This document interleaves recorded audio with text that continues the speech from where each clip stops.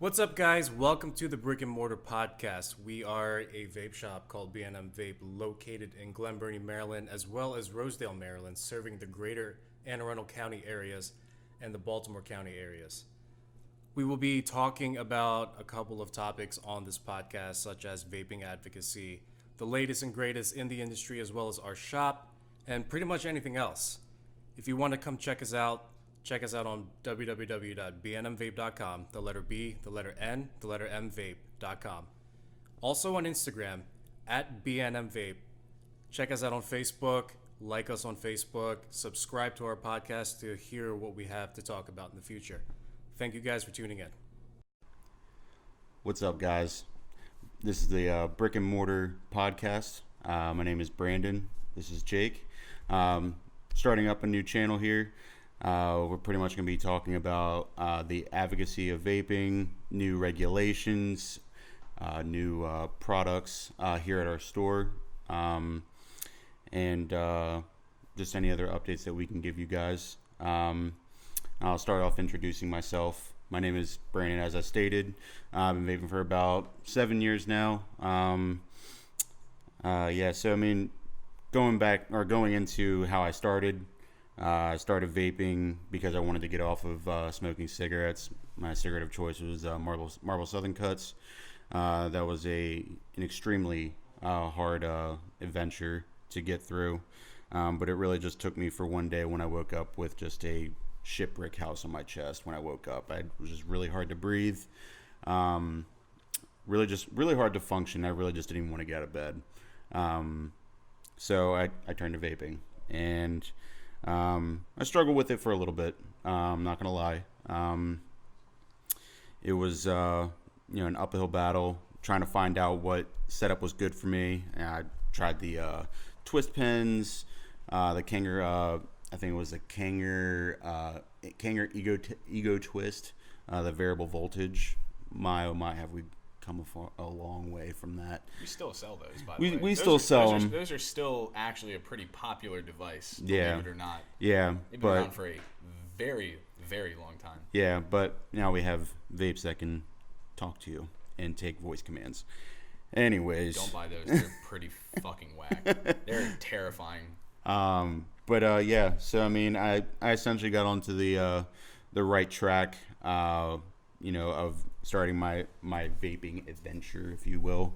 I still remember my first mech mod setup that I had. It was a RJ clone mod with a tugboat RDA, and I just thought I was the baddest mamma jam in the game. Let me tell you that.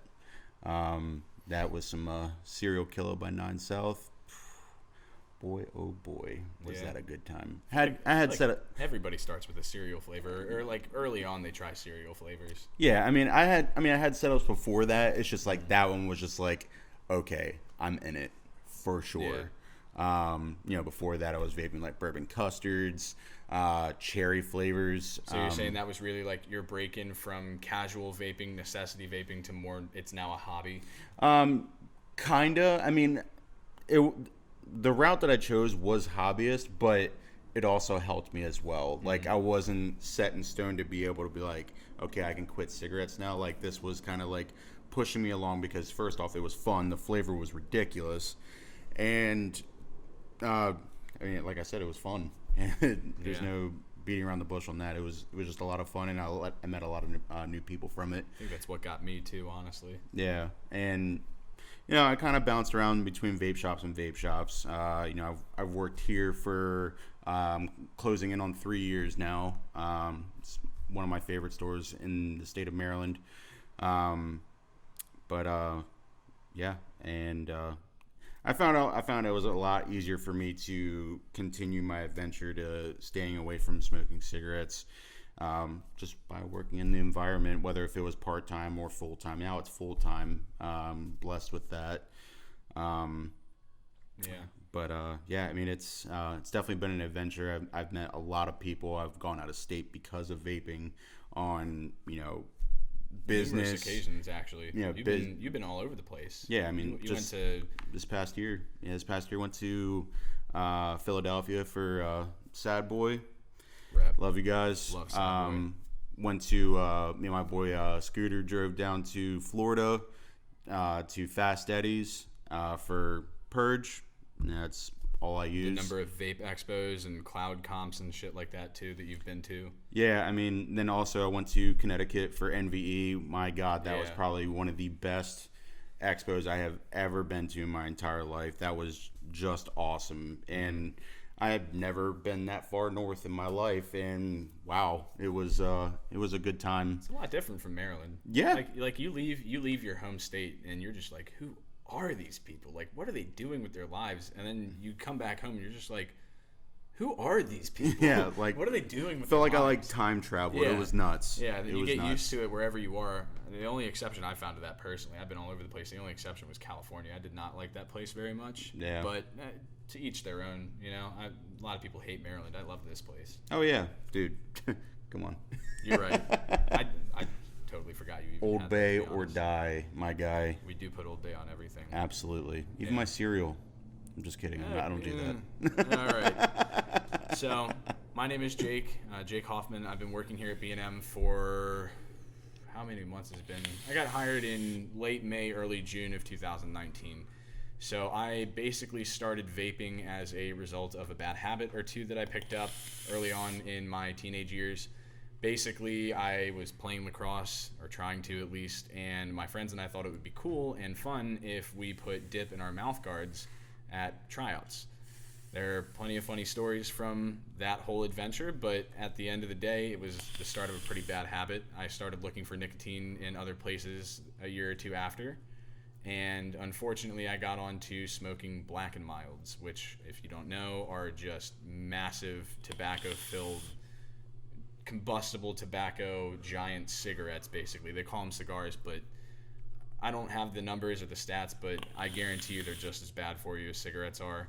Or at least they made me feel that way. Yeah. So after 6 to 7 months, actually no, about 8 months, now that I think about it, about 8 months while I was in school, living on campus, I was pretty stressed out. I was going through a lot, so I started smoking Black and Milds. It was anywhere from a pack to a pack and a half of them a day, which to some of you heavy smokers out there is not a lot, but to those of you who enjoy a casual cigarette now and again, that is a lot of Black and Milds. So I was spending a shit ton of money on that.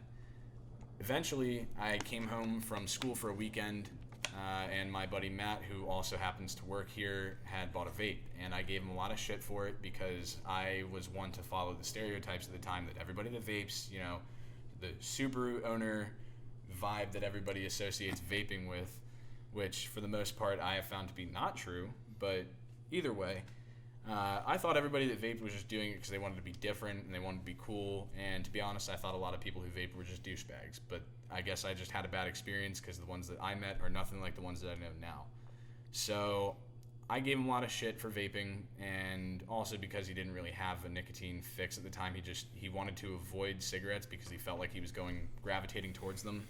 So I tried his device. I liked it a lot. I came in to this shop 3 days later, and I bought my first setup. That was about 2.5 years ago, and getting close to 3 now, honestly. Yep. And I bought a setup, and I shopped around at a few other shops in the area, and eventually, for whatever reason, just the vibe that was here, the people that were here, the attention they gave their customers, the quality of the service provided by everybody at the shop, including Brandon, who was the main dude helping me out when I first started, other than Matt and Leafy over here.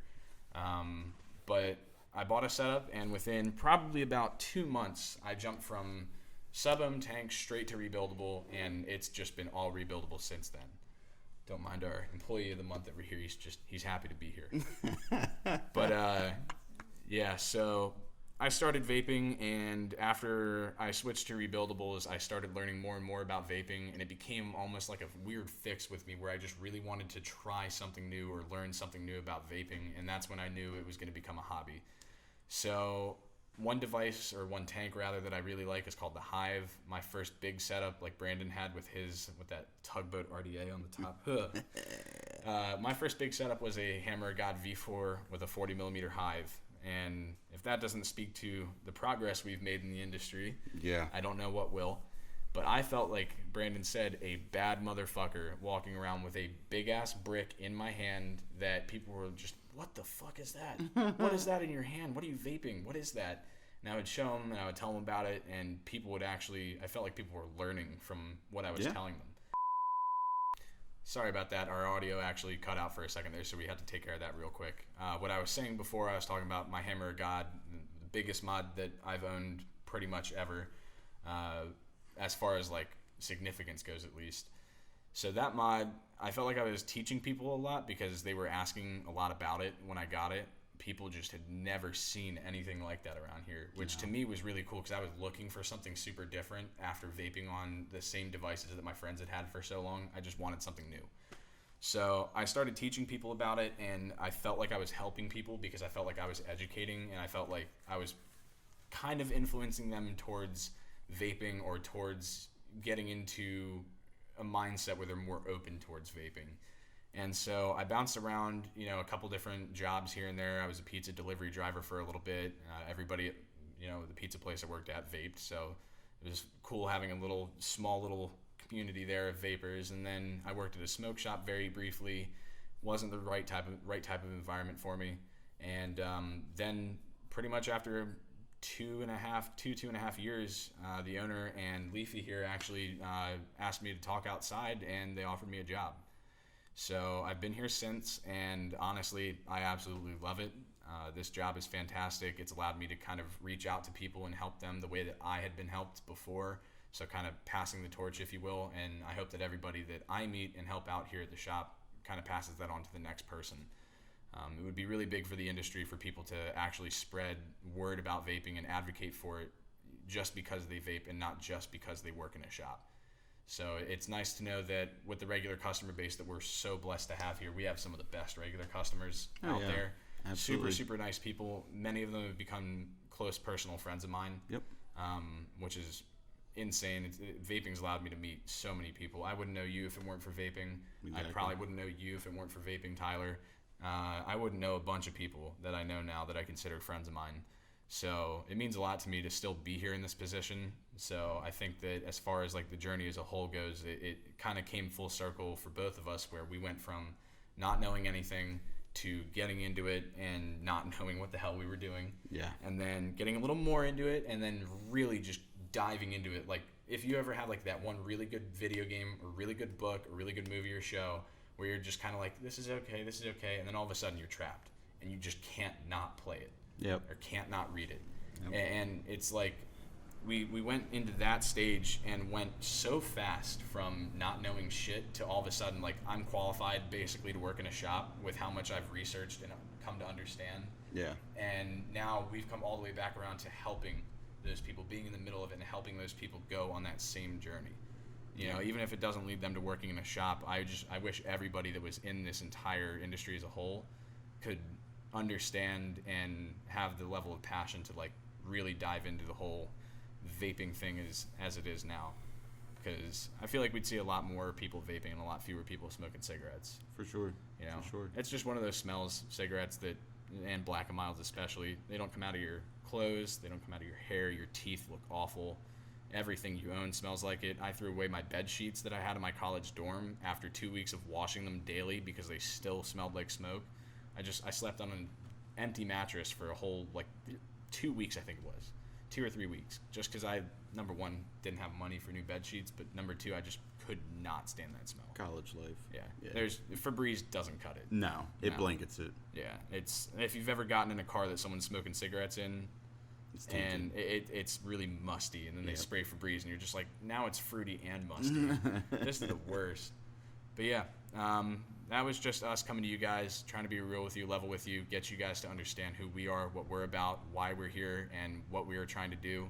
Really, this page, as Brandon said before, and you guys are going to find out in our upcoming podcast episodes, we're really about spreading advocacy, talking about regulations, laws, legislation, all sorts of stuff like that. But yeah, really more about the setups, more about the shop, more about what's happening now, more about the industry, and hopefully eventually we'll get to talk to some industry professionals. We have a couple people that I think are already lined up to stop by and talk on the podcast with you guys that I think you'll absolutely love listening to. So stay tuned pretty soon. Like, share, and subscribe. All of our social media, our YouTube especially, that's where we stream and upload videos. All of our podcasts will be uploaded there on a pretty regular schedule. We're going to do our best. But episodes 1 and 2, which are the same podcast, just split in two because our audio is not the greatest at the moment, basically will be put up hopefully pretty soon. So stop by, check us out. Again, follow us. It's B&M Vape pretty much anywhere you see it on social media. That's us. You can call us any time of day you like. We'll get back to you as soon as we can if we can't answer the phone, if you call us after hours, for example. But we are pretty good about making sure that we're in touch with you guys, and we want feedback. So anything you have to say, let us know. We'll get back to you as soon as we can and really dive into why vaping is what it is. Yeah, and also, you heard our story. We'd love to hear yours. Drop a comment in the comments section. Let us know. We'd love to hear your story. Or give us a call even. Yeah, honestly. Even give us a call if you've seen this video. Give us a call. Store number is 443-333-3686.